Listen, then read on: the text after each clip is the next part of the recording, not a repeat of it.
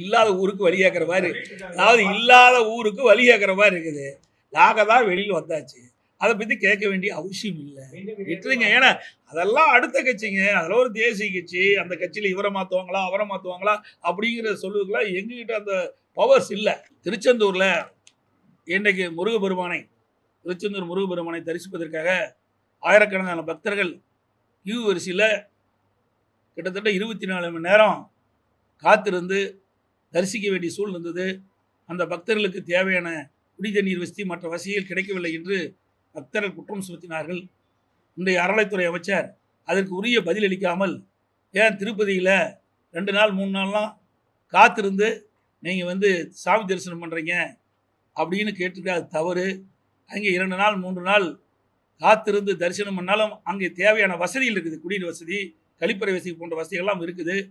ஆகவே அதை அந்த பக்தர்கள் சொல்லுகின்ற அந்த கருத்தை உள்வாங்கி பக்தருடைய மனம் புண்படாமல் அவளுக்கு தேவையான வசதி செய்து கொடுப்போம் என்று சொல்வதுதான் சிறந்த ஆலோசனை. அதை விட்டுவிட்டு தேவையில்லாத கருத்தை சொல்லக்கூடாது. பக்தர்கள் மனம் முன்முடும்படி அறநிலைத்துறை அமைச்சர் நடந்து கொள்வது கண்டிக்கத்தக்கது.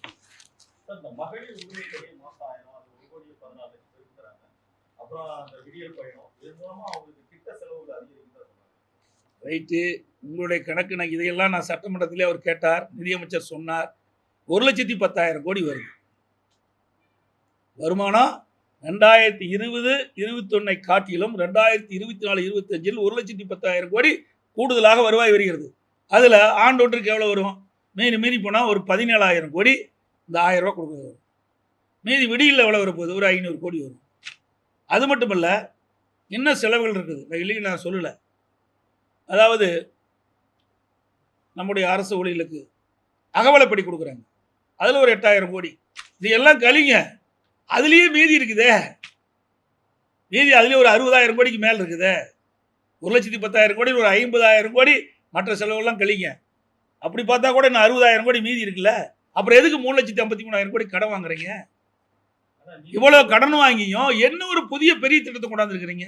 எந்த ஒரு புதிய பெரிய திட்டமும் வரலையே. அதான மக்கள் கேள்வி கேட்குறாங்க.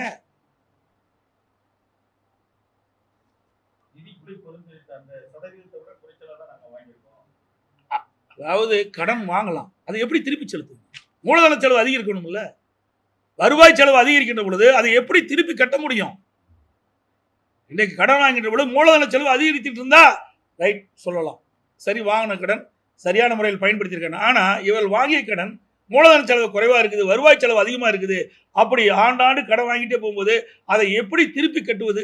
அதுக்கு என்ன வழி இருக்குது? எதுவுமே இல்லையே.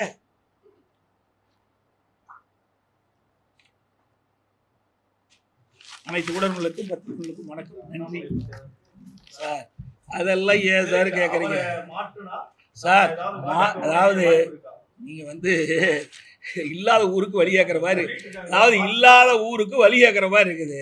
நாங்கள் தான் வெளியில் வந்தாச்சு, அதை பற்றி கேட்க வேண்டிய அவசியம் இல்லை, விட்டுருங்க. ஏன்னா அதெல்லாம் அடுத்த கட்சிங்க, அதில் ஒரு தேசிய கட்சி, அந்த கட்சியில் இவரை மாற்றுவாங்களா அவரை மாற்றுவாங்களா அப்படிங்கிற சொல்லுவதுக்கெல்லாம் எங்ககிட்ட அந்த பவர்ஸ் இல்லை. பாதகம் செய்பவரை கண்டால் நாம் பயம் கொள்ளலாகாது பாப்பா. மோதி மிதித்து விடு பாப்பா, அவர் முகத்தில் உமிழ்ந்து விடு பாப்பா. அண்மை செய்திகளை உடனுக்குடன் தெரிந்து கொள்ள இணைந்திருங்கள் எம் நாடு தொலைக்காட்சியுடன்.